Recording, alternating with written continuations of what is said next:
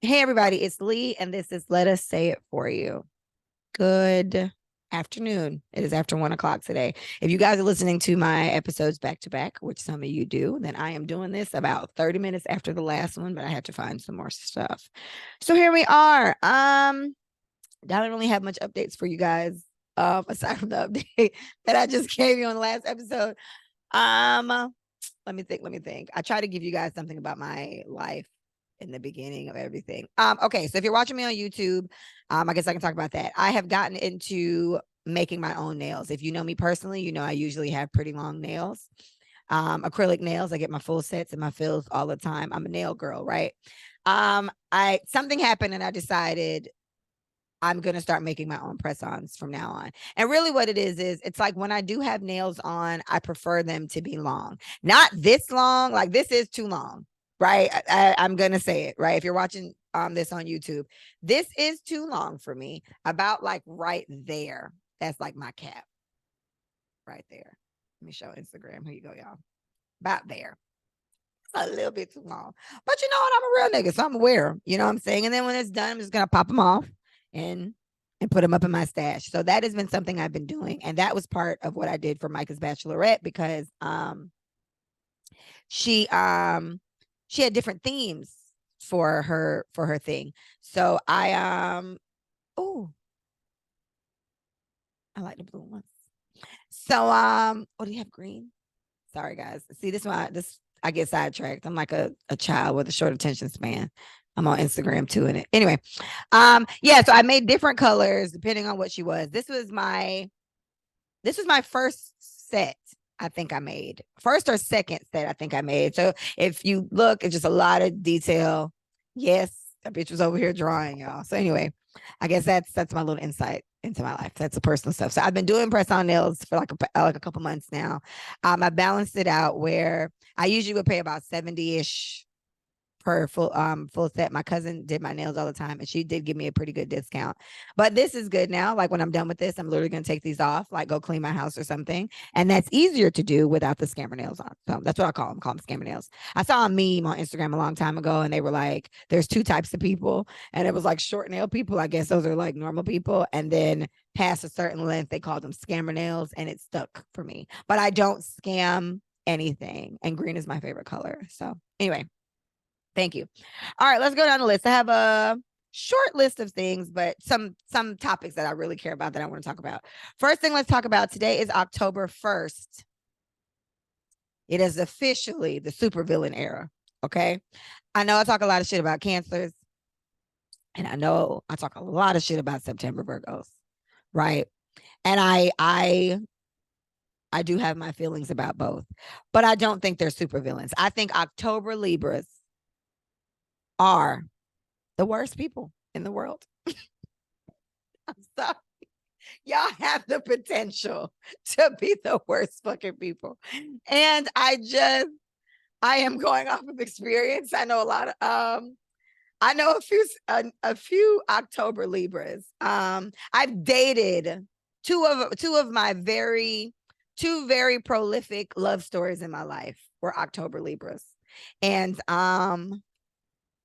man, just the worst type of niggas. Really. So everybody just be careful. You know, if we could all just stay in the house until Libra season is over, that would be for the best.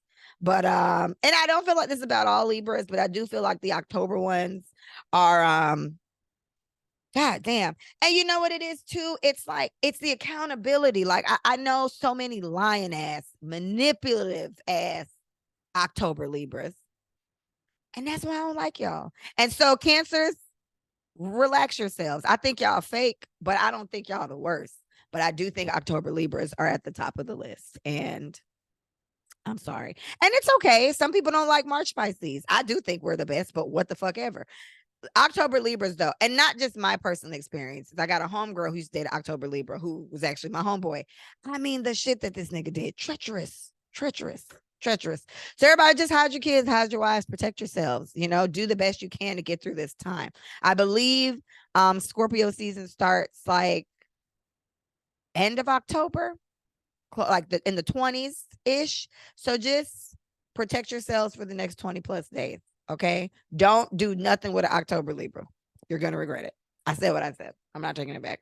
Like one of the niggas I'm talking about that stressed me out my whole life. It was my first love. Terrible. He would accuse me of fucking people on him all the time while he was fucking with my best friend. Boom, boom. I ain't find that out till way later. I mean, just terrible, terrible people. The other one is the Jamaican. His birthday coming up too. He wasn't fucking with nobody, but oh no, gosh, he cheated on me so much. Yes, yes, yes, yes, yes. Terrible, terrible people. October Libras. October Libras are real life supervillains, as I said. Scar, Jafar, Ursula, any Disney film you can think of. So everybody just be careful. Take care of your children, you know. All right, next. Just a little mention. Drake is apparently one number one hit away from being tied with Michael Jackson, the Michael Jackson, as the only male solo artist with the most number one hits on the Hot 100 history. Now, I don't exactly know what Hot 100 is, but I'm thinking that has something to do with like the Billboard list or some shit like that. And Drake is one number one hit away from tying, which I don't know how long ago that was, because I still haven't even heard his song with SZA, but I can't imagine that won't go to number one, right? It's Drake and it's SZA, two very big artists. So I don't know if that'll be his number one to tie him or if it's after that, but obviously Drake probably gonna have that shit before the month is out. So shout out to Drake. I like Aubrey. No Aubrey slander. I fuck with Aubrey. He cool. Okay. Next.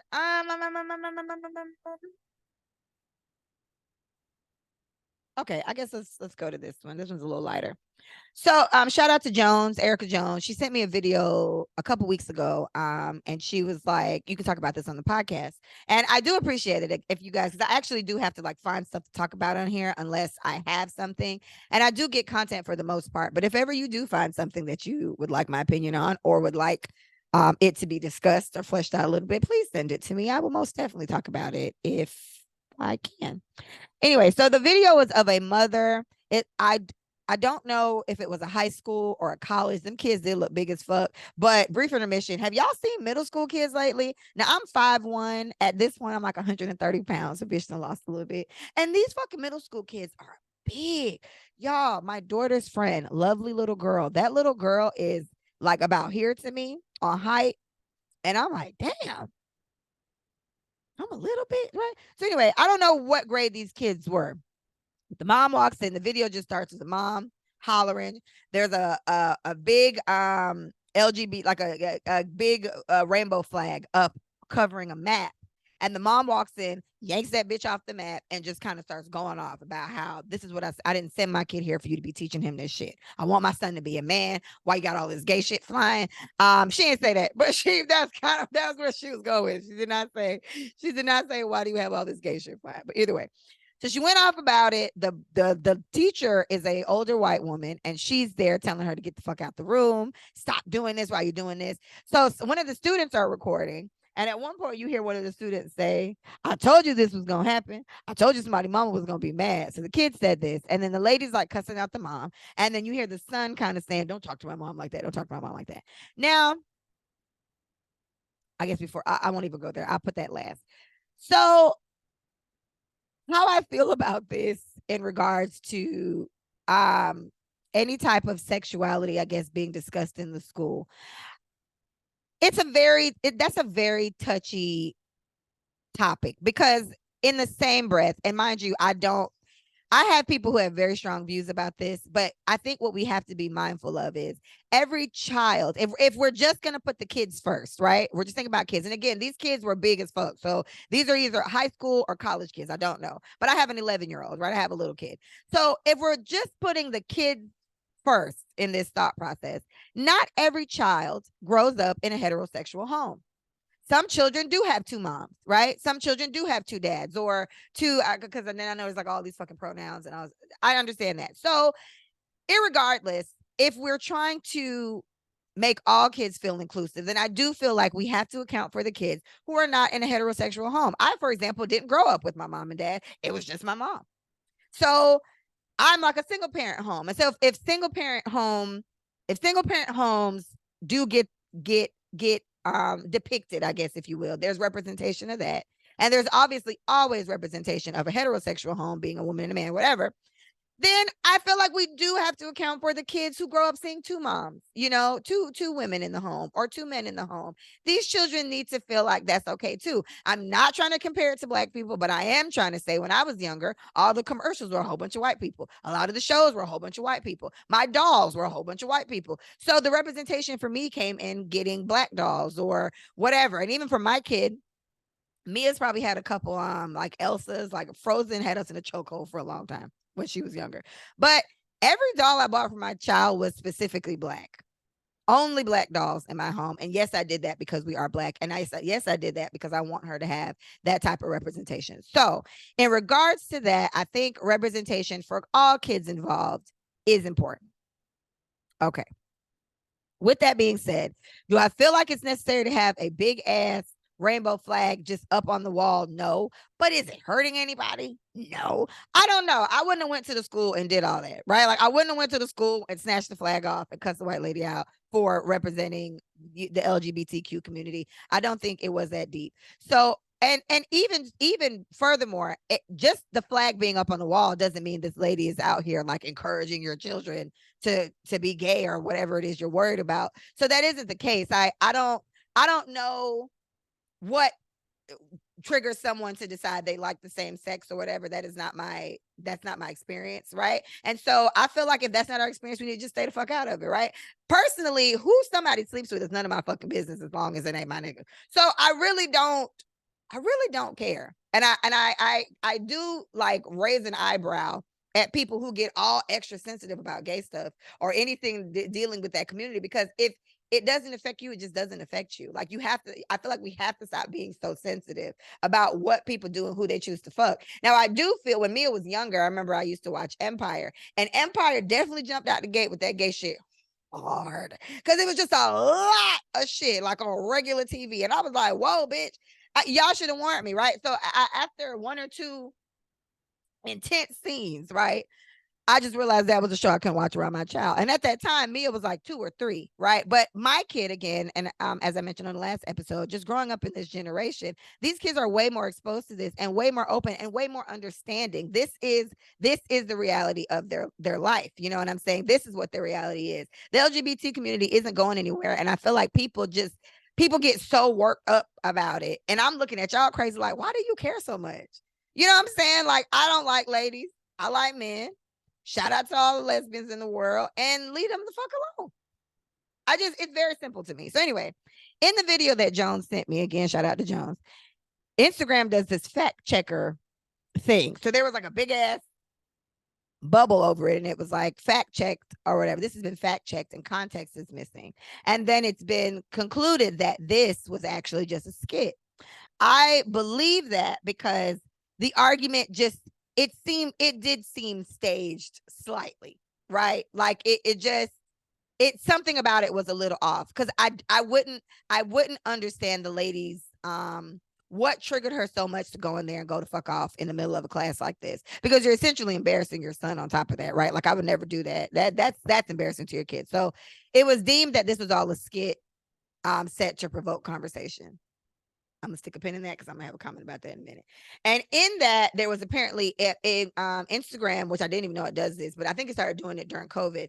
They were talking about another situation of a flight attendant who got into it with a passenger because she apparently used, I don't know if there was a woman or a man flight attendant, but they used the wrong pronoun when talking to a transgender person on the plane. And I guess there was like a whole hoopla on that, and that was tagged along with this school thing to say that they were both fake. They both weren't real. They were skits, but they were meant to evoke conversation. So 2 things about that. One, let's go with the pronouns thing. I think I talked about this in a couple episodes ago. I'm not doing the whole pronoun them, they, their thing. I'm not doing that. And the only reason why I'm sorry I can't co-sign to that is grammatically it makes no fucking sense. And I'm a writer, right? Grammar is my thing. If I'm not good at nothing else, I'm good at that. So for you to want me to like hint they, them, you, and it doesn't make sense, that's going to be an issue for me. That's going to be an issue for me. I'm not going to be able to keep up with that. So I'm not doing it. Right. And I also would hope that I don't get a whole bunch of shit for not like theying somebody when it doesn't even make sense in a fucking sentence. I don't know how to do that. That's going to take a lot more training. And I really hope everybody can be understanding of that. So I don't know what that situation was, but that would have been an argument I wasn't about to fucking have. I'm not doing this. Right. And not to say if I did meet a transgender woman, which would mean this was a born man and they transitioned into being a woman, I would definitely say her. I would definitely say her, and same for a transgender man, which was a born woman who transitioned into a man. If you look, I'm just going based off what you look like, right? If you're dressing like a her with a dress and makeup and all that, I'm gonna her you, right? And I hope that's respectful, but it's like y'all losing us, right? You got, because it's too many fucking words. Okay, so other than that, fine. My other thing I want to stick a pin is people doing these type of things to invoke conversation, allegedly. I feel like it's cap. I remember this all the way back to the dad who brought McDonald's for his kid only and didn't bring it for the other children that his baby mama had, and it was a whole hoopla about that, and that all came out to be just a skit or something like that. I feel like, where are we going with this? Because we know that this shit is not being received as a skit, and it is invoking conversation. But just look how fucking lame you look after that. Like, I couldn't be a part of this unless it was said clearly in the same video that this was a skit or this was just something to invoke conversation. And the truth of the matter is, I guess if you did put it like that, it wouldn't have gone viral and it wouldn't have gotten all this attention and it wouldn't have evoked all this conversation and you would have lost the point. But y'all really out here just working people fucking nerves up and giving people high blood pressure for no fucking reason. I feel like it's lame. There's a level of lameness with this skit shit y'all be doing that I'm not understanding. And I guess that does tie into what I talked about in the last episode, just with our younger generation constantly going out doing all this shock value shit. Like, let's run up on somebody and just throw our sets up and see what happens. Y'all gonna get fucked up. Mark, y'all gonna get fucked up playing with people like this. That's all I'm gonna say. All right. So either way, if that was a real scenario, I would not have gone in there and yanked like the LGBTQ flag off the wall. I would definitely be questioning, why the fuck do we have to, why? Like, what is this, right? Why? Is there a reason? Is it LGBT? Is it like Pride Month or something? Like, what the fuck? What are we doing? Why do we have to do this? And yes, I feel like I would be concerned if my child's teacher was sitting there, I guess, encouraging them to do something. But either way, I would just be offended that an adult is encouraging my child to do anything sexual, because essentially that's really the only barrier when it comes to this: who you choose to date, what you choose to do. It's literally about fucking. So if a teacher is sitting there convincing my child to fuck girls, then obviously we have a problem, because why are you convincing my child to fuck anybody? But if the woman wasn't doing that, or whomever, then I just feel like that would have been a scenario that the mom definitely overreacted. She probably would have got arrested for going in there damaging shit. And there would have been probably some attention on the teacher asking her, why do you have this big ass flag up, and what was the reason? Cardi B voice, right? So I get it, but I wouldn't have done it. I wouldn't have lost my shit like that. All right, I only have 3 more topics for this one. The last one is going to be a little long, but okay, let's go to this one. I'll do this one. All right, so I've been thinking about this a lot lately, because it may be, like I would say, back in May, June, July. So maybe May and June, right? I've had dental issues like my whole life, right? Like I've had I got teeth pulled when I was young just because something was wrong, or I've just always had dental stuff. And it was a situation where I eventually like had to have a hard talk with my mom, kind of on, I've had dental issues my whole life. And you've been wealthy for the most part for like most of my life. You know what I mean? For like that good middle, like high school my mom was at her peak. My mom had hella money back there. 3 houses, a whole bunch of cars. Like, she was at her peak around that time. And I still had dental issues. And I never got teased for it. I never got bullied. It was never a thing like that. And it wasn't terrible, but I did need dental work. And so my thing to her in that conversation was, I forgot how I said it because I was drinking that day. Like I came from like brunch or something like that. And my mom and my sister were living with me for a while. So I came from brunch or something like that. And I was like, Mom, and I didn't say it like this, but I was kind of like, my teeth been fucked up my whole life. How you just leave me like this? Right. And I just want you to kind of put yourself in those shoes, right? Like I wasn't disrespectful. I definitely didn't cuss. But I think I did start crying at one point, if I'm not mistaken, and that could have been liquor, though it doesn't take much for me to cry. But it was just one of those things where my mom and I have had touchy conversations before where I felt like she's made comments along the lines of my parenting, right? Kind of trying to imply that I'm not parenting well because I'm not parenting like her. And I'm not parenting like her because it was me and my mom forever, like through everything. She kind of went out every now and then, but it was just she and I, where in this situation, my daughter is with her dad. Like right now, she's with her dad. His side of family, his parents, she's kind of with them. Whenever they call, they say, "Can we get Mia?" I'd send her right over there. So it's kind of one of those things where, oh, island woman noticed that, dang, I didn't just send you away all the time. I'm like, I'm not sending her anywhere. Her grandparents call and ask for their grandchild. And I said, you can come get this motherfucker anytime you want. So either way, I felt like I had got a lot of dings on my parenting and what I was doing. And then I'm looking at me like, hold up, sis.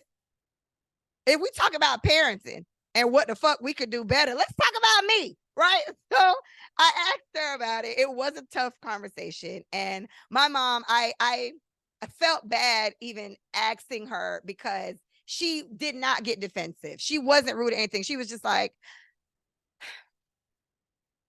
I'm sorry. Like, oh, I hope I don't cry. Ooh, not crying on the podcast.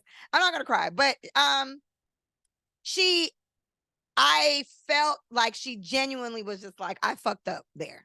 Like I dropped the ball there with you and I'm sorry.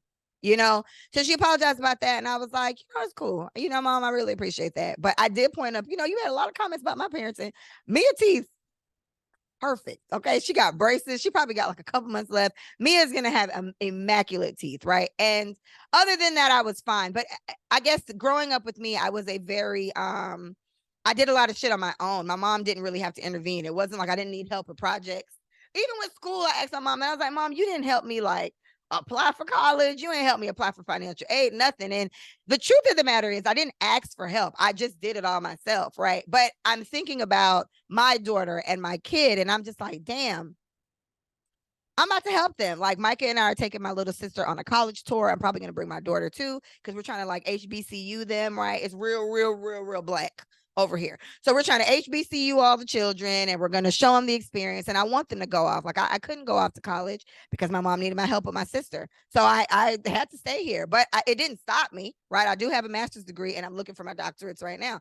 So it didn't stop me, but I just had a lot of things I had to do along those lines in order to work with my mom. And either way, so I brought all that up just to say my dental stuff has been a thing for me for some time. And so I had braces like forever. And that's a whole other story.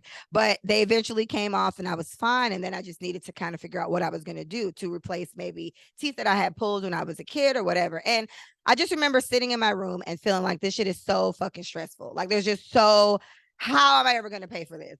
How the fuck am I ever going to figure this out? My fucking house is falling apart. This is my house. I'm sitting in my house. This shit falling apart. I got it. And literally, I just kind of just set an appointment. I just set a consultation at a dentist's office. And I said, all right, let's just go consult. Let's just figure it out. I'm 33 now. My goal is to have my finances are under control. I guess everything is kind of figured out. I guess just my dental and maybe fixing my house up the way I want it. I want all that to be figured out by the time I'm 35. And it just went from stressing about something, I don't know how I'm going to do this, how I'm going to do this, how I'm going to do this, to it's what, September, or it's October 1st now. The whole top part of my teeth are redone. Like I have a whole new top row of teeth. And the only reason why I have not done the bottom is because I want to wait until my insurance kicks back in so I can get the copay or the deductible or whatever. I need that $1,500. Okay. I pay a lot of money for this fucking insurance. But either way, my whole point of saying all that was a very, very long-winded explanation. But the point of it is some things seem so fucking difficult. So impossible until they're done. I was leaving the dentist's office like the other day. I literally feel like I go to this bitch twice a week. Because there's always something that they're doing in my mouth. But I just remember thinking, wow, I was stressing about this so much. And let me say this, I am paying a lot of fucking money for these teeth. What Cardi said, got a bag and fix my teeth. Hope you hoes know it ain't cheap. It's not cheap at all. Okay. I literally $15,000. That was my quote for this. And then they thought like I needed a root canal. Thankfully, I did not. So I've still never had a root canal, but like that was like $1,900. A fucking root canal is like $1,900. So either way, dental shit is very, very, very fucking expensive. The whole plan was for me to fly to Colombia and go do it over there. But the issue with that is I would have needed like $10,000-$15,000 to go to Colombia and do it. And then they would have did it all. Whereas in this case, shout out to your credit. I hope y'all get y'all credit together because I do have decent credit. I used to have really good credit when I bought my house and stuff, but you know, shit happens. So it's decent, and it was decent enough for me to qualify, and I got a whole bunch of whatever, and this is how I'm able to pay for my dental work. But I just hope that's some type of encouragement for somebody out there. Like some shit is really hard, and I'm remembering how I felt, you guys, just stressing about how am I going to take care of all this shit, bro? It's just so many problems. And I think that probably even leaned into why I kind of came to my mom with that, because in my mind, I'm not perming my daughter's hair. Her teeth are going to be good. She gets her checkups, everything. Mia is going to be as close to birth and natural raw form as she was made until she's 18. And that's when I give her back to herself. Okay. And yes, as a mom, I still got to take care of her, but mama didn't change shit on you. I pierced your ears. That's it. But your hair is still yours. Do whatever the fuck you want to do with it. Okay. I took care of it. Mia hair is long as fuck. If she decides she wants a perm at 18 or whatever the fuck, okay, do your thing or whatever, you know? So I guess I felt like, damn, Mom, you ain't set me up to like go out on the world. And then I'm thinking about all the shit I did on my own. Like, damn, bitch, I applied for everything on my own, financial aid on my own. The house process, she did help me with my house process. So she did help me with this. But it was little stuff like that. So either way, I'm just saying some things seem really, really difficult. Some things seem really impossible. And I think the biggest thing you got to get over is that hurdle. You just got to start. You know what I'm saying? You just got to start. You just got to go and begin the process. And your health, not to be on this soapbox or whatever. They checked me for like oral cancer and all this other shit just to make sure I was fine. And thankfully I am. But your oral health really can kill you. Like just not even not gonna hold you, right? But it really can kill you. A root canal, from my understanding, if that cavity or whatever, I'm guessing it's an infection or whatever the fuck it carries, but it's literally just your teeth, gums, and your fucking bone, like your jawbone or whatever the fuck this is. And like that infection or the cavity juices or whatever the fuck, it can like go to your brain and literally kill you. So all I'm saying is just go check your fucking mouth. I don't want you to die. Okay. And anything that you're really battling, checking out. And I feel like people probably do this with their health a lot too, because like I told you guys about my pap smear situation, I was a little behind on a pap smear, right? And then I had to go let the lady finger me. It was crazy. So, and that I was even nervous with that. I was like, oh my God, what if I'm dying? I'm very dramatic. And so whatever. I was fine, but I'm just saying, I don't want you to sit there and just not deal with it, because the truth of the matter is the longer you sit there and let that shit build up, the worse it gets. If it's getting worse, you know what I'm saying? The more difficult it may be to come back from that. So that's just my encouragement. Shit seems really, really, really, really impossible, really, really, really, really difficult until you do them, until they're finished. And my teeth, my dental appearance, apparently they weren't, they were fine health wise. I was okay. It was a cavity, not a root canal, so I got that filled and it was fine. I got fucking wisdom teeth pulled. That's been interesting these past 2 weeks, but things just seem so impossible until they're done. And a lot of times your fear is in your way, and fear is a big deal. I get it, but it's kind of like, I guess I kind of want you to think it's already fucked up, right? If that's the case, it's already fucked up. If it's your teeth, if it's your health, if it's your floors, if it's education or whatever, you're already behind, right? So irregardless, if it takes 2 years for this to be done, if it takes 3 years for this to be done, in the words of my mother, the time is going to pass anyway. So in 3 years, you're either going to be done with whatever degree you were trying to get or you're not. In 2 years, you're either going to be done with the braces or you're not. If it's a health thing, and God forbid it's something deeper, let's say you got to do chemo, let's say it's something heavy like that, the time is going to pass either way. Wouldn't you rather be doing something to keep you here a little longer with us, right? Than just ignoring it. So the fear, it's just fear because it was the same for me, but I kind of had to self-check myself, and I'm mind blown how it's like October 1st and the dental issue, it's not even a thought. Like, all of the shit is taken care of. I'm paying for this bitch, okay? But it's taken care of. It's done. It's not even a thought anymore. My ovaries are fine. Like, there's just a whole bunch of shit that you sit there stressing about when you could have just handled it. So that was my little encouragement for the day. All right, 2 more topics. Last thing, or second to last thing. So I saw something just now before I came on this podcast. It was a lady by the name of Yancy. Her IG is at chasing Yancy, YONCI. She's a relationship coach. And I've never heard of her or anything. I literally just saw this post, wrote it down to give her credit, and then I was going to talk about it. So it basically, I guess someone must have asked her, why do men fall back after getting to know you?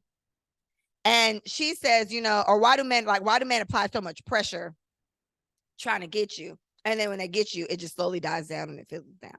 Now, I thought this was common sense, but I think the way she's put it may help put it in perspective for some people. She says that the reason why maybe a man was on your ass real heavy in the beginning, because he probably thought you was fine, right? But he slowed down because he got to know you, and you're not a good fit. Doesn't mean he doesn't like you, doesn't mean whatever, but it's like something happening there isn't it isn't grinding, it isn't working for him. When a guy first meets you and is crazy about you, he does kind of ride your ass like a pony because he's trying to see what, you know what I'm saying? So she even went on to say, women, we have to stop being angry at men for doing what they're supposed to do. And that was the part that I really, really, really, really liked, right? The bottom line is, I remember I talked about the guy I met at like Igloo, the Guyanese guy. We can use him for example. He was on my ass a lot for like a good 2 weeks, right? And we never spoke on the phone. It was really nothing like that, but it was just a little texting conversation. So me personally, I used to like to text as a youth, but I'm an older lady now. Okay, I need experience. Let's talk on the phone. Let me hear if you know how to hold a conversation, because I can't stand niggas who don't know. They ain't got shit to talk about, right? So I don't know what was happening with him, but he was on my ass a little bit for a while, and then it just slowly died down. He turned into somebody who just sent me like reels and memes and shit on IG, and I was like, okay, cool. And then I literally hadn't heard from him for like a week or two. So he just wrote me yesterday out of nowhere and was like, "Hey, love, what's up?" And I was like, "Hi, yeah." Like, where the fuck you been? But I think in this situation, case in point, it could definitely be. He liked me a lot at Igloo. We did get along really good at Igloo, but nothing has invoked the urge for him to push this further with me, right? Meaning nothing has said, let me call this girl. Nothing has said, let us go on a date. Nothing has said that. So I think that's okay. Like, I took it as he's just not that into me, and that's fine. Like, there's nothing wrong with that. And I think maybe that's what I would like women to kind of receive, right? Like, it's because it's so simple, it's stupid. He's on your ass because you find he want to talk to you or whatever. Then he kind of slows down because maybe he does get to know you a little better, and maybe it's just like as little things about her I don't like. That was my case with one of them September Virgos I was talking about. He was cute, very cute, and I liked it. He wrote me yesterday too, bitch. Is it Mercury retrograde? I'm gonna call Sasha. Is it Mercury retrograde? Because all these niggas popping up out of nowhere, right? You know, the one I want to pop up. No. Yes, I did. No. Anyway, I think that's what they're supposed to do. And men, it kind of the same kind of goes for you guys. Now, I'm very straightforward. If you do get the privilege of getting me to reply to one of your messages, you will never be confused as to where our thing dwindles down, because I'm just very straightforward. Hey, this isn't gonna work. I don't want to do this. I don't like this. I don't want to talk here. And then we just kind of dead it there and call it a day. Like, or whatever it turns into. But I think women, you need to be mindful of that. It's probably because he did it. And don't take it personal either. And that's real rich coming from me, because I take everything personal, but not with niggas. Don't take it personal that he was on your ass and he kind of died down, because the truth of the matter is, do you really want to be Oh gosh, because that's the conversation we're getting into next. But do you really want to be with a guy who's just there just to be there? Or do you want to be with somebody who really wants to be there? I personally would want my nigga to really want to be here, right? Like I would like my guy to really enjoy my company. So consider that when you're making your decisions. Don't think everything is just about a guy being whatever. And yes, in some cases, it could just be because he wanted to fuck. And if you fucked him and he got it and it's done, well, I hope you got yours, girl. Hope you got yours. All right, to trickle into the last conversation, and I literally just had to find all that shit to talk about so I can come here because this is all I wanted to talk about. Eboni K. Williams. All right. Let's talk about my sister for a second. Eboni K. Williams, if I'm not mistaken, Esquire, if I'm not mistaken, is a lawyer. She has a podcast, something court. I've seen her on TV, so she clearly has some type of TV show as well. I was first introduced to Eboni K. Williams on, I think it's called State of the Culture. That was a show. That was a weekly show by Joe Budden, and it featured initially Scotty Beam, Remy Ma, and damn, I'm so mad I'm not remembering the guy's name, because the other guy that was on the show, I had such a crush on him, y'all. He was very regular, but he was smart. I love smart guys. I love smart guys. He was one of them smart guys that wore like really fresh Jordans and shit. I'm gonna look him up. I liked him. Anyway, Eboni came on there and replaced Scotty. And I do like Scotty a lot. Scotty is so fucking fine. Y'all ever seen Scotty Beam? Scotty is fine. Big ass fro, perfect ass white teeth. Like Scotty is attractive as fuck. So anyway, she replaced them. Thank you. Gotta start. Oh, sorry. This thing isn't scrolling up. I'm missing all these things. So she replaced Scotty on the show, and she was good, just a loyal, well-spoken woman. Again, I love a well-spoken Black woman. I love a well-spoken Black man, right? I like that. So Eboni made her comments last week. I don't think, did I talk about it? I think I did talk about it. No, I didn't talk about it on a podcast. I haven't even made one. So Eboni she had a I guess it was a snippet of her on her show, and basically her advice was to she kind of said something along the lines of, as Black men get older, their desirability, their equity, whatever, they're more desirable. People want them. Older Black men, they seem aged, they seem distinguished. It works. Whereas the complete opposite is for Black women. The older we get, our eggs drying up. Nobody want that all shriveled up pussy. This is the take. And to be fair, fertility does kind of wean the older you get. I believe one of them shows I watched, some history shows I watched, apparently when a woman hits 30, she loses 90% of her eggs. Now, I don't know how fucking accurate that is, but that's crazy. Because if you a little bit of biology, we were born with all the eggs we were ever going to have, right? We can't just make new eggs. Whereas men, I think they just kind of keep that sperm should just keep filling up, or whatever. Because I pictured like a sack of.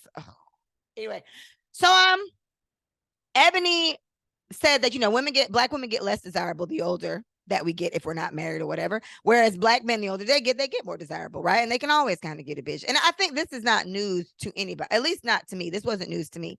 So what she said was advice to all of our daughters, our Black girls in college. If marriage is something that you do want, then she advised you. This is Eboni's advice. Eboni advised all Black women in college right now that while you're pursuing this degree, you should also keep your eyes peeled for your husband, right? Try to snatch him up right with the MBA or whatever, right? Because the older you get, right, along those lines in college, that is probably the highest concentration of like-minded Black men that you'll meet. Now, she did also drop the statistic, and I'm guessing she probably got that. She mentioned it on her show before this snippet that we all saw, that for every one Black man in college today, there are 7 Black women. So every nigga gets 7 women, right? That's kind of how she was trying to put it out. And that already shows you how unbalanced that shit is. Now, let's say everybody snatches up a husband there. The older you get, like in my case, I'm 33, right? So the pool is supposed to be real small for me, and I can guarantee you that bitch is, okay? Because most of y'all did not go to school, which I'm not really stressed about at this point. But now we're at your big adult age. So what the fuck are you doing to make money? How are you sustaining yourself? What is your future like? And if it does give you struggling, I'm not gonna fuck with you, and it just is what it is. I'm not doing that. So for every 7 women, there's 1 black man, which already puts the odds out of our favor. We got to fight for the rest of our life to find a man, whatever. In Eboni's case, Eboni was married. She's divorced. She divorced her husband like in her 20s, late 20s. She was engaged when she was on State of the Union. When I was first introduced to Eboni on State of the Union, she was engaged at the time, big ass ring. And during COVID, Eboni gave that shit back. Eboni was like, you know what? So she left him. And this is it. She's currently going through IVF too, which is something that she talked about, and I have something to say about that in a minute. So I agreed with it. I thought that was great advice for any Black woman if that's something that they want. And I also feel like if I talked about this on my IG page, but I feel like Black women are often, I feel like it's very decisive because I was raised more like Eboni, where I was raised to make sure I can take care of myself, make sure I have my money, make sure I got my house and my things on, blah, blah, blah. And then once I'm a whole woman or whatever, or once I'm self-sustainable, then find a husband or the husband will find me, whatever. And we can build together and do the rest of whatever. And that's obviously not how my shit played out. I had a kid at 22 and then continued to build my shit up from there on my own for the most part. So I don't think anything's wrong with the advice that she gave. And even when I read the comments that particular day, the comments agreed. The comments were like, this is great advice. I think that's fair. That advice doesn't necessarily apply to me. I am 33. I'm not in college, but this applies to me along the lines of my sister. I have a 17-year-old little sister. She'll be 17 at the end of the year. I have a little sister almost going to college, and I have an 11-year-old daughter. So what I will do with them, and to heed Eboni's advice, when they do go, my daughter gives very much so. She very girly, very wifey type stuff. So Mia gives that's going to be her vibe. I'm not necessarily going to tell her to make sure you lock a husband down real fast, but I am going to say if that is something you want, I'm literally going to just have this conversation with her as plain as it is, as clear as Eboni laid it out. Same with my little sister, and I'm going to tell them if this is something that you want to do, if this is a future, the type of future that you want for yourself, then just keep your eyes peeled for the smart ones, right? And then we'll try to pick and choose. The real cool, popular ones may not be the best bet, right? Maybe they got all the hoes. Maybe find you like a nice, cool, smart one on the side. I don't know. Whatever the advice is, I'm going to work it out, but I do agree with Eboni's comment.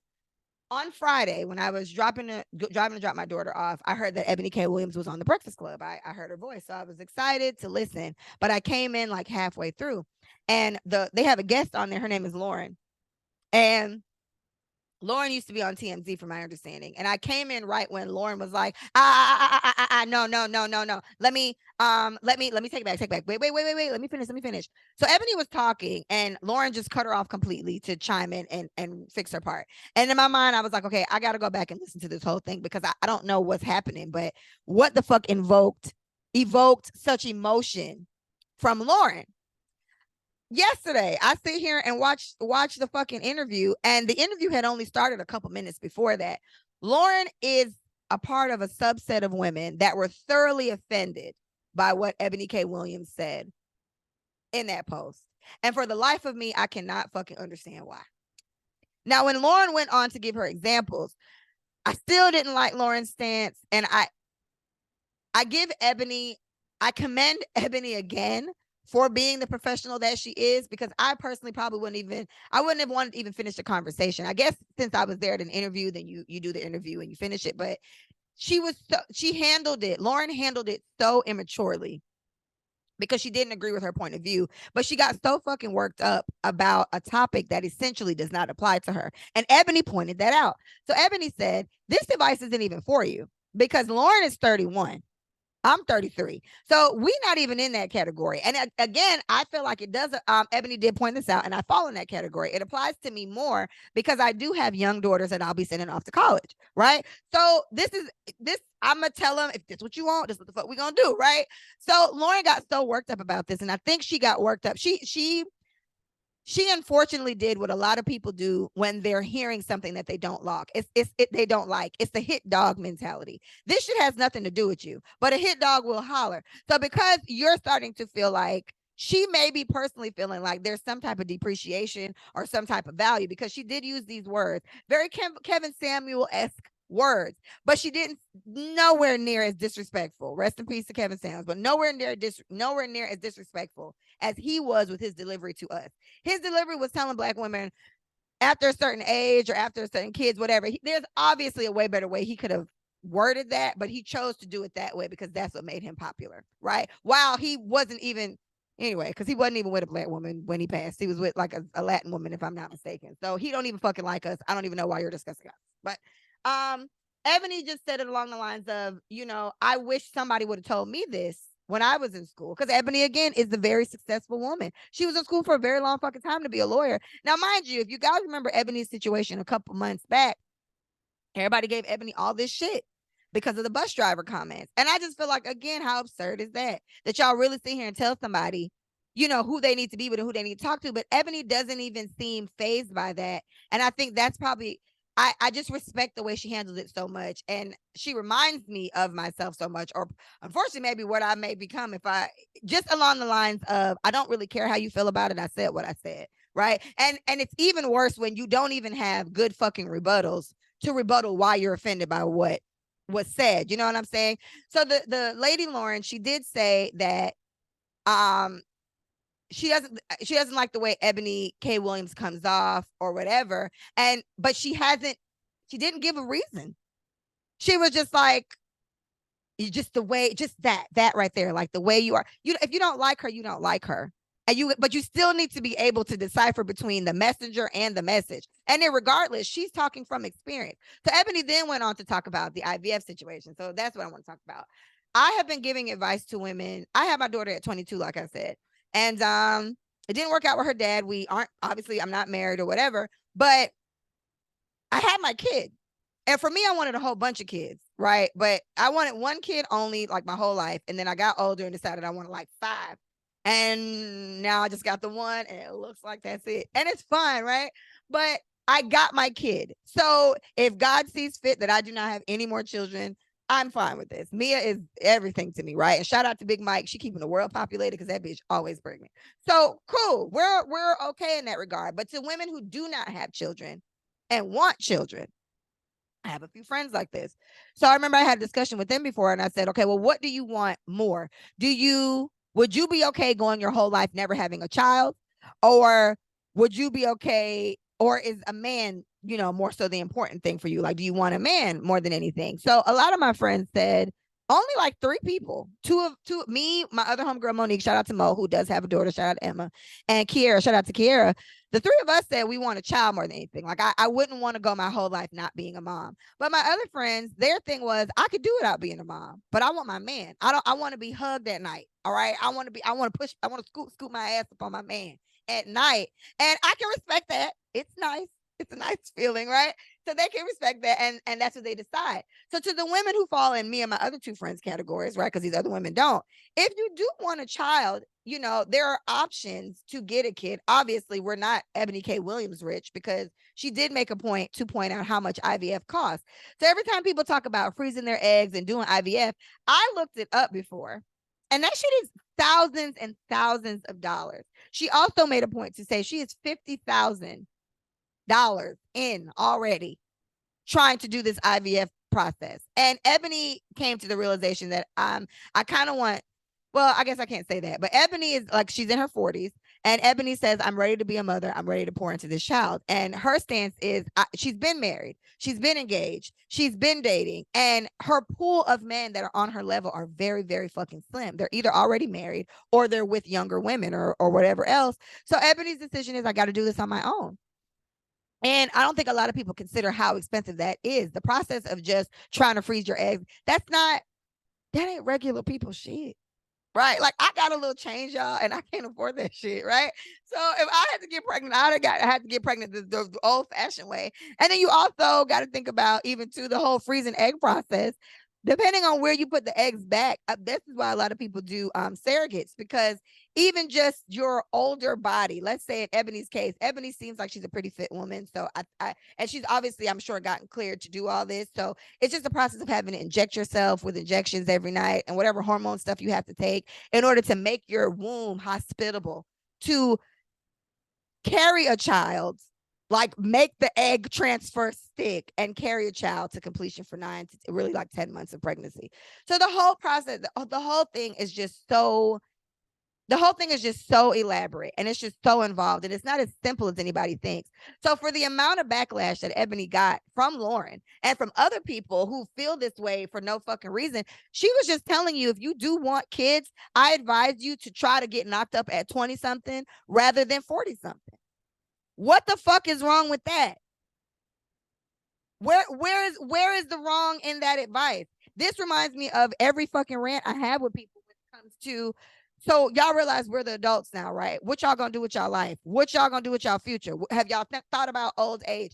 It's obviously a lot better to start thinking about old age and planning for your future at 20 something than it is at 50 something. The more time you have to prepare for this, the better. Furthermore, at Ebony's age at 40, right? 40 something. When, let's say Ebony's 40 and she has a baby today. When Ebony's 50, her kid's going to be 10.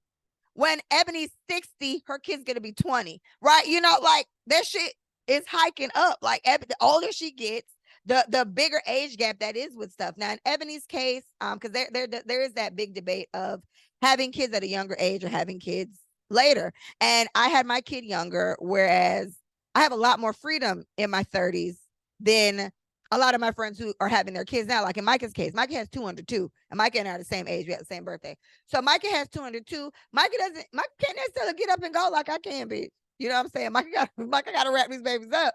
But Micah was living her fucking life in her 20s, right? Whereas I was somebody mama.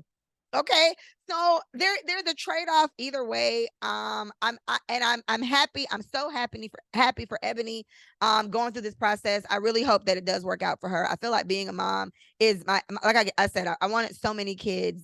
There is something so amazing, you know, about looking at what you made, looking at it grow, seeing what it looks like. Shout out to me. My daughter is finally starting to look like me after 11 fucking years. Finally. And she still looked like her daddy, but we could see me in there when she got her glasses on because she can't see like her mama. So anyway, I always encourage people, like, if you do want a baby, I'm not saying just go have a baby with anybody, but it's like, so what you're gonna do, just not have your child? And I think those are some of the questions people got to kind of start asking themselves. Like, I know our mortality is a depressing thought, but we are in our 30s and things are getting different. I remember I talked about it on an episode passing. You know, I'm a project manager for a tech firm, and a lot of my clients are in the medical field. So I was listening to something the other day, and it was like for a birth control pill, one of my clients. And the adverse reactions was like, if you're over 35 and you smoke like cigarettes, you cannot take this birth control. And I was like, damn, bitch, I'm 33. So we're getting up there, y'all. Like we're getting in your 30s. We're getting to like those health warning ages where we can't do all the shit we used to do. So it's like, if you do want a child, right? When you gonna have it? When you gonna do it? And we can't even talk about, for a lot of people, I know, like I said, I could just speak for me. I do have a career. I do have a job that I've been at for a really long time. And IVF is not something I can afford. I cannot afford $50,000 of shit by myself. Ebony made a point to bring it down that to get one like full term birth, like pregnancy, a woman has to they have to get like about 20 eggs from you. I've seen that procedure before, and it looked painful as fuck. I don't know if there's a new way. I saw it a long time ago. It looked very scary. Like they put like a big ass needle up. So insane the shit we got to do to make children if we can't do it the way we want to do it, right? So she said the retrieval process is like $15,000 each time. And in order to get 20 eggs, you probably got to do it like twice. So you 30K deep already just to get the eggs. And that has nothing to do with insemination, the fertilization, if it sticks, because it's just so much. It's so much to think about on that process. And in Eboni's case, she was like, I have the money now and I'm choosing to do it this way because I want to be a mom no matter what. And so shout out to her for that. And I do feel like I guess my stance with men is it's never been about the niggas for me, like ever.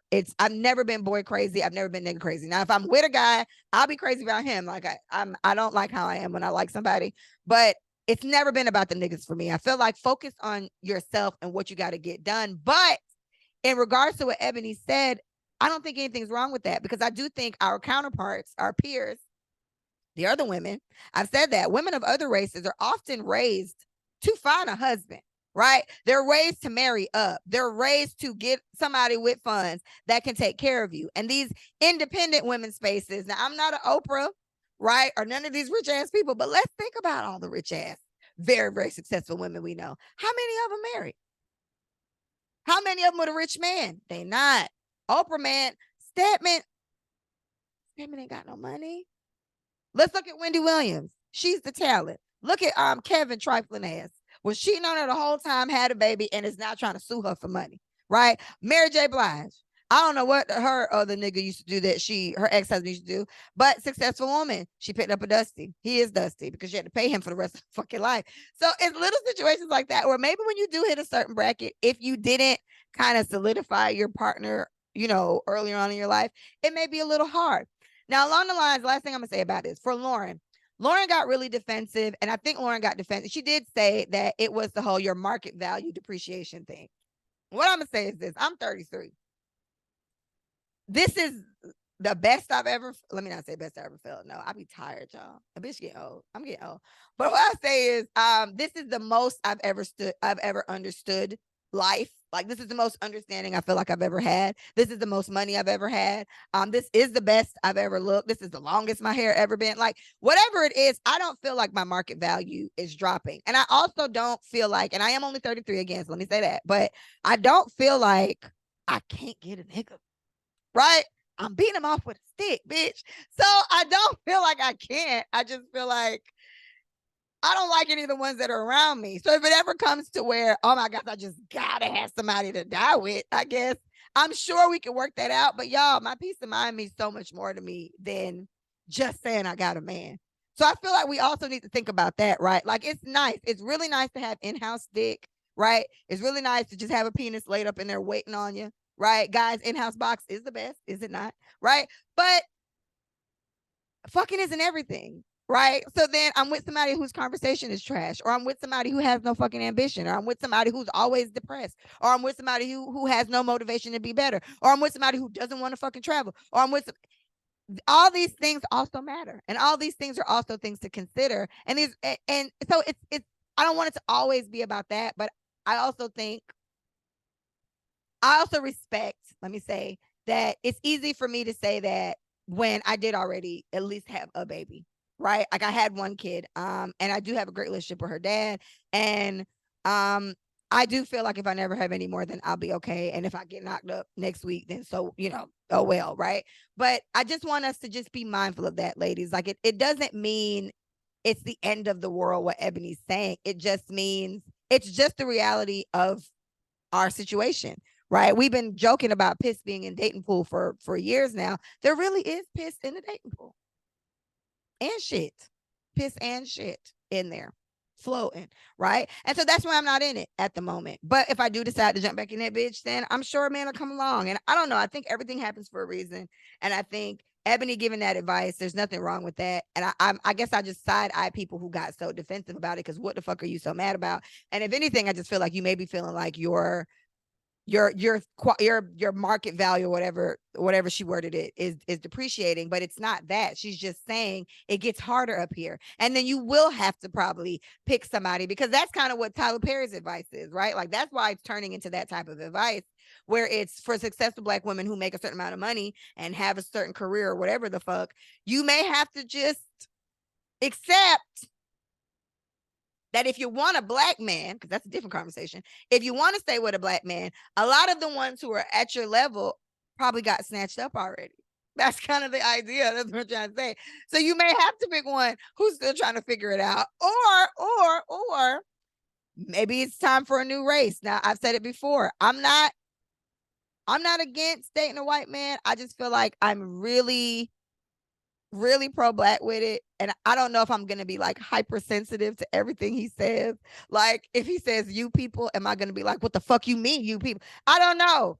I don't know. Micah doesn't think I can do it. Micah doesn't think I can do it.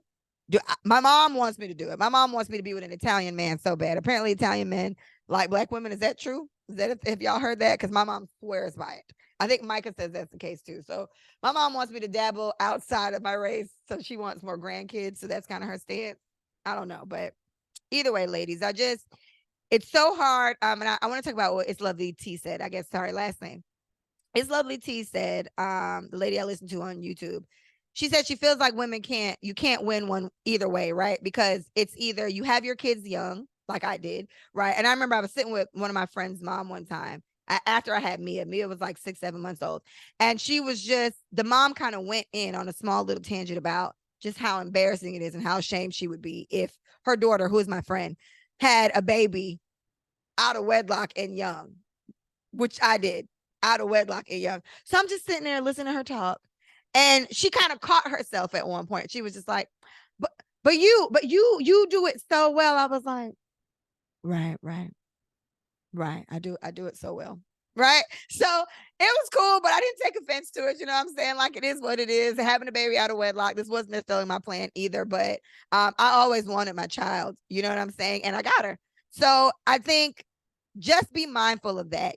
Think about what it is you really want to do and think about your options. And even in regards to receiving advice like this, I think before people get so loud and defensive and wrong, ask yourself if that shit even applies to you. Because the way she got the advice Eboni was given did not apply to her. Now, on the backside, she falls into the category of me and her are like pre-Eboni's, right? Older women, getting up there, older women, and trying to find men that are in our bracket. And even the girl Lauren, she's in a more high profile profession. She used to work for TMZ, and now she's guest hosting on the Breakfast Club. That's a way higher profile job. So she is surrounded. Technically, she should be surrounded around more men on her level, right? And I don't necessarily know if they all got snatched up in college. I don't know how that works, but I think it was really just her own feelings of what she may or may not have going for herself that made her get so defensive. But and not too much on Eboni, but Eboni straightened her ass. Eboni lawyered her so well. Like, oh my gosh, the jargon.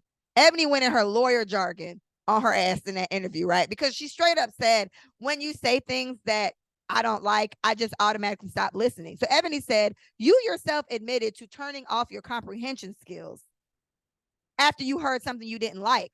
So you didn't even get to hear the rest of it and see if you agreed or not. And nothing the woman said was wrong. I don't even know how she felt. I would have never let that come out my mouth. That don't even make sense. Anyway, so I guess just my thoughts on it. I don't think anything's wrong with Eboni said. And I do feel like as Black women, we need to think about that with our daughters, right? A lot of us do have kids. A lot of us are sending little sisters and daughters off to school at some point. You need to think about what it is your child may want, I guess how they want their life to be, and give them this advice. Give them some type of instructions, like, you know what, we may need to keep our eyes peeled for your husband, you know what I'm saying? Or I guess I didn't feel this way until I saw Eboni's comments. I was never going to encourage my daughter to necessarily do that, because in the next breath, a lot of these relationships who have been together since college, been together since high school and college, per Micah, and Micah has said this many times on this podcast, she feels like they all be cheating on each other, right? There's two, it's like you've been locked down. College may be a little bit better because hopefully you got to like smash a whole bunch of people in college and then you got it out your system. But those couples that have been locked down since high school, it's like Micah just believes somebody's going to cheat because there's just, you don't even know anything yet. You haven't even experienced anything yet. And I think we can all agree, even in college, you still don't really, like I said, I feel like I'm learning a lot more about life in my 30s, right? I feel like I'm the version of myself that I'm probably going to be for the rest of my days. I'm becoming her right now. You know what I'm saying? I was a much nicer person in high school and in college than I am today, right? So there's also things like that you got to think about. I just think if you have children, have a conversation with them and see how the path see how the path is. My encouragement to my daughter would probably still be the same way mine was, which was make sure you have your degrees, make sure you have your career, make sure you can take care of yourself. Because I ultimately don't ever want my child to depend on anybody, because I don't, right? And that's the last thing you want, because I mean that's obviously can open the door for a lot of issues. But I also don't want to toughen her up the way I am, my jaded view on relationships at this moment. I do my best to keep that away from my sister and keep that away from my daughter. So I always encourage it, and I would always influence them. Obviously, I want grandkids and all this other stuff. So I'm gonna encourage my daughter and my sister. I want to be an aunt, right? So I want my sister to do it. But nothing's wrong with those comments. And I just think people got to really start asking themselves what the fuck they really mad about.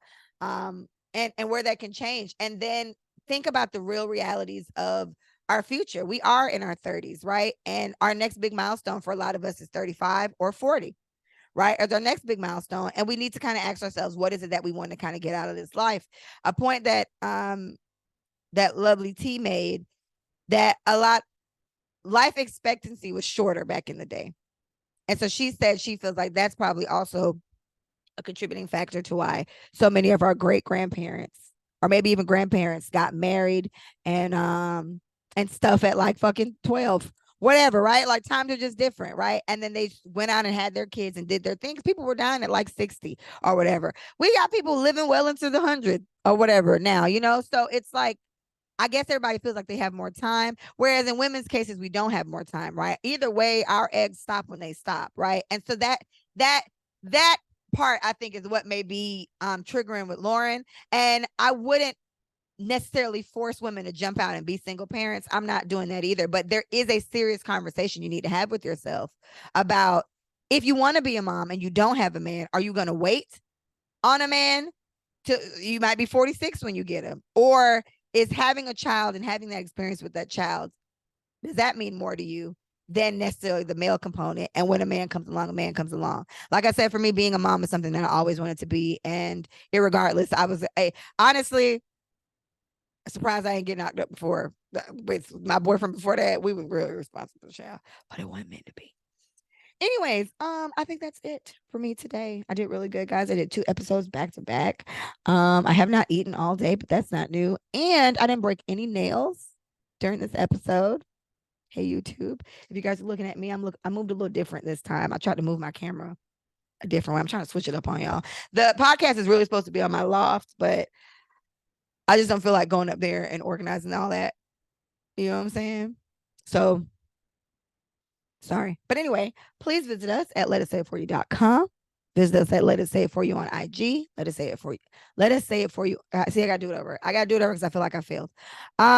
Please visit us at letutsayeitforyou.com. Follow us at Let Us Say It For You on IG. Let Us Say It For You on YouTube. And Let Us Say It For You, just the you, on Twitter. That was it. Twice in a row. And it's not as smooth as I used to, but I think, and I've done like 12 episodes back now, so I really should have it in the bag, and I don't. Either way, wash your hands, don't touch your face. Next episode is my 100th episode, and I'm gonna get Micah. Micah was up here yesterday. I'm probably gonna go see her after this. I'm just gonna see the kids, see what they're doing. So I'm gonna work it out. We're gonna coordinate it, and I'm gonna make sure the 100th episode has Beth on it. Micah Beth. Y'all ain't seen her in a while, and she did start this bad boy with me. So I would like to bring in the 100 with my girl, with Mrs. Taylor. All right. So other than that, thank you guys so much for listening. Wash your hands, don't touch your face. Thank you.